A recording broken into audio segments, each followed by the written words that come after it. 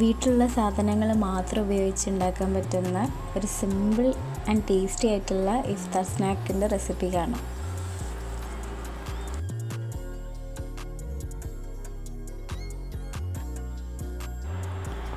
3 കോഴിമുട്ടയിലേക്ക് 2-3 table spoon പഞ്ചസാര, 2-3 ഏലക്ക ഇത് ചേർത്തിട്ട് നന്നായിട്ടൊന്ന് മിക്സിയിൽ ബ്ലെൻഡ് ചെയ്തെടുക്കാം.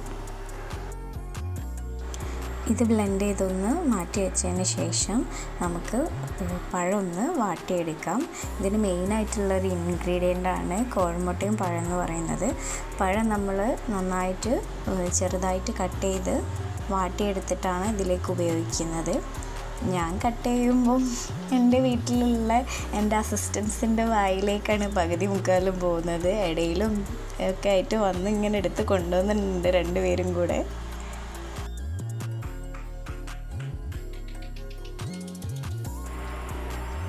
ഇങ്ങനെയുള്ള അസിസ്റ്റൻ്റുമാരുള്ള വീട്ടിൽ പ്രത്യേകം ശ്രദ്ധിക്കുക. 2 പഴത്തിന് പകരം 3 പഴം എടുത്തിട്ടാണെങ്കിൽ 2 പഴത്തിൻ്റെ എഫക്റ്റ് കിട്ടും. ഓക്കെ, ഇനി നമുക്ക് ഈ പഴം ഒന്ന് വാട്ടിയെടുക്കാം. 2-3 ടേബിൾ സ്പൂണ് ബട്ടറോ അല്ലെങ്കിൽ ഗീയോ, ഞാനിവിടെ ഗീയാണ് ഉപയോഗിച്ചിട്ടുള്ളത്. ഗീ ഉപയോഗിച്ചിട്ട് നന്നായിട്ടൊന്ന് വാട്ടിയെടുക്കുക.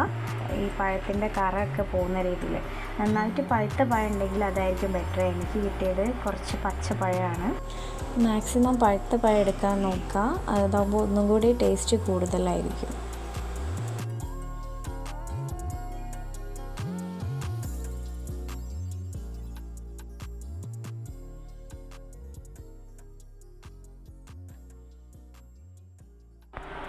നേരത്തെ നമ്മൾ അടിച്ച് മാറ്റി വെച്ചിട്ടുള്ള കോഴിമുട്ടയുടെ മിക്സിലേക്ക് നമ്മൾ നന്നായിട്ട് വാട്ടിയിട്ടുള്ള പഴം ചേർത്തൊന്ന് ഇളക്കുക. എന്നിട്ട് ഇഡ്ഡലി തട്ടിലോ അല്ലെങ്കിൽ നിങ്ങൾക്ക് ഇഷ്ടമുള്ള പാത്രത്തിൽ അതൊന്ന് ആവി കയറ്റി എടുക്കുക.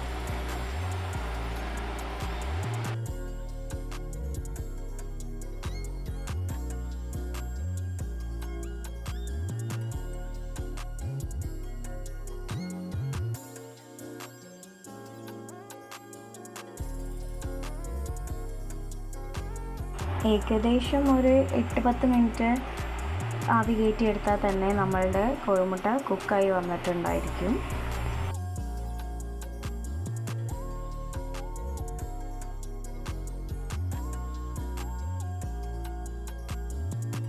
ആവി കയറ്റിയെടുത്ത കോഴിമുട്ടയും പഴവും അതൊന്ന് ഒരു ബാറ്ററിൽ മുക്കിയെടുക്കണം. അതിനുവേണ്ടി നമുക്ക് ബാറ്റർ തയ്യാറാക്കാം. 1/4 കപ്പ് മൈദയിലേക്ക് പഞ്ചസാരയും വേണമെങ്കിൽ ഏലക്കായും ചേർത്ത് പാകത്തിന് വെള്ളം ചേർത്ത് ഒരു ദോശമാവിൻ്റെ ബാറ്റർ പരുവത്തിൽ ഒന്ന് കുഴച്ചെടുക്കുക. ശേഷം നമ്മൾ ആവി കയറ്റി വെച്ചത് ഒന്ന് ഇതിലും ഡിപ്പ് ചെയ്തതിൻ്റെ ശേഷം ബ്രെഡ് ക്രംസിലൊന്ന് കോട്ട് ചെയ്തിട്ട് നമുക്ക് വറുത്തെടുക്കാം.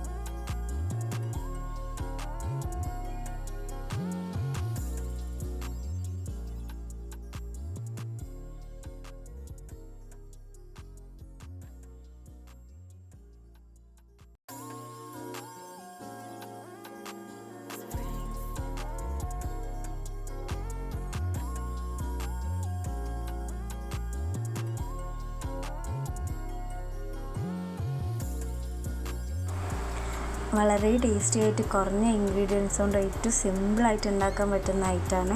എല്ലാവരും വീട്ടിൽ ട്രൈ ചെയ്ത് നോക്കുക. അടിപൊളി ടേസ്റ്റാണ്. ഇഷ്ടപ്പെട്ടാൽ കമൻറ്റ് ചെയ്യുക, ലൈക്ക് ചെയ്യുക. ഇതുപോലുള്ള വീഡിയോസിന് വേണ്ടിയിട്ട് ചാനലൊന്ന് സബ്സ്ക്രൈബ് ചെയ്യുക.